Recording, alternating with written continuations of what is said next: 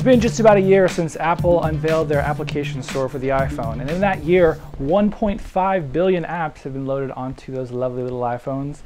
So far, Apple's revolutionized the idea of this App Store concept, with other people following, like Android with their app catalog, and Palm Pre has one coming out, and BlackBerry has one also called the App World.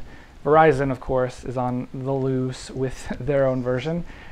It's been an incredibly eventful year in this app world, but what does the future look like? We bring a couple technology journalists. First, Iyaz Akhtar from Gadgetell. Iyaz, thanks for being with us. No problem. Also, we bring in Stuart Miles from Pocket-Lint. Stuart, thanks for being with us as well. Hi. So, the App Store was obviously a new concept last year when it was released. Iyaz, what's your take on the last year of the App Store? Has Apple done a pretty good job in your mind?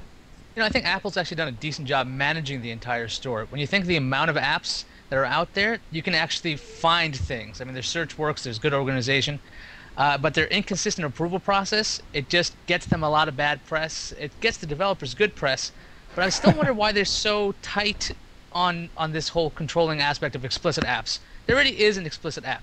It's just called Safari.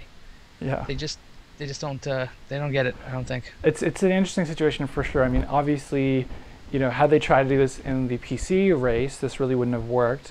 Obviously, the open marketplace kind of worked out for the best.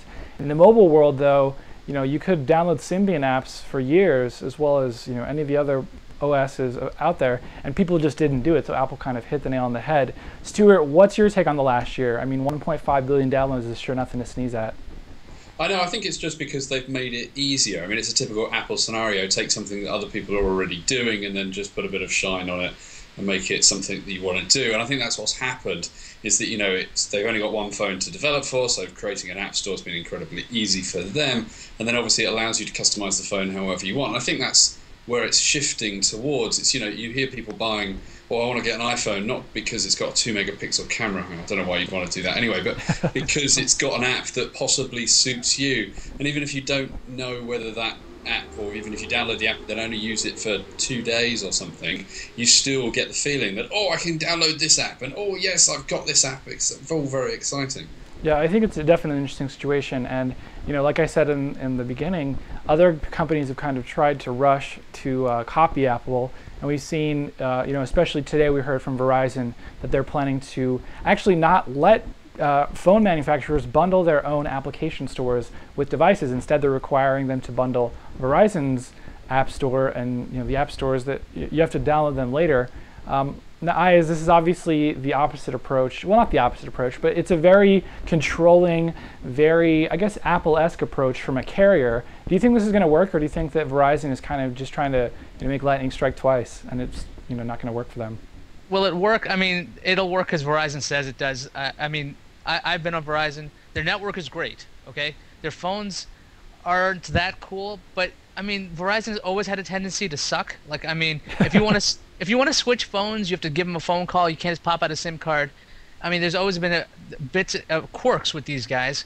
I think because of how large they are, there's really nothing like the handset manufacturers can do. Yeah, that's really the problem. Is if you look at them, and they are the biggest in America, they're obviously have the most clout, and they've always kind of had this tendency to keep control over phones. For example, when they released the Vcast music service, you couldn't actually copy music to the phones without using Vcast, so you had to buy the music through Vcast again. Lots of weird inconsistencies there. I don't know, Stuart, what's your take? Do you think a carrier-based application store will work?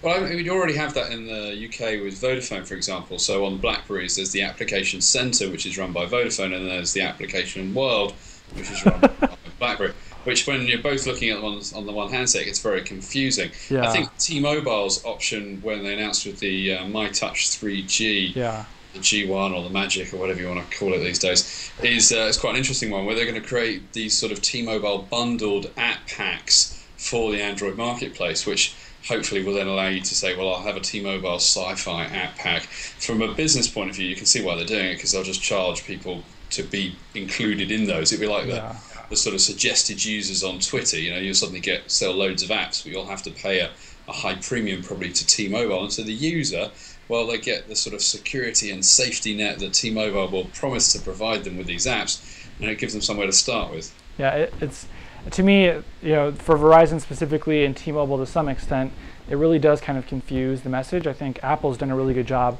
at keeping it uniform, and you know that if you go to the App Store, you're going to find the apps that Apple approves, that Apple likes, et cetera, et cetera. Guys, any closing thoughts on Apple? I mean, it's been a year, 1.5 billion downloads. What's left for them to do? What do they really need to do to clean up, maybe their developer relations, or just kind of, are they on the right track already, Iyaz? I think they're on the right track. I'm still quite amazed at what they did with AT&T. I mean, there's no branding on that phone. AT&T has such little presence on that phone. I think that's one of the reasons it's good. But other than that whole drop call thing, maybe they can work on that.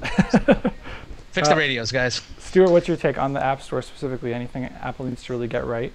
I don't necessarily think it's stuff that needs to get right. I mean, this whole sort of policy of what they allow and what they don't allow, I mean, it's their prerogative. They can do what they like. I think what's interesting is whether you'll see it jump from the phones to the OS. So, come Leopard, will we see an app store for applications on the desktop? That'd definitely be an interesting approach. I mean, I think that I wouldn't really mind that, honestly. If there was a really quick, slick, easy way to download something and have it install without too much drama, and more importantly, billing. All these independent software vendors, such a nightmare to PayPal or whatever their method is of choice. Billing would be something nice to could wrap up. Guys, we're going to leave it there. Iyaz Akhtar from Gadgetell, thanks for being with us. Also, Stuart Miles from Pocket-Lint, thanks for being with us as well. I'm Randall Bennett, and I can't thank my guests enough for bearing with us. We've had a lot of technical problems this week, and these guys are really awesome for being with us. So check out their sites. Promise me you'll do that, guys. Anyway, we'll see you later.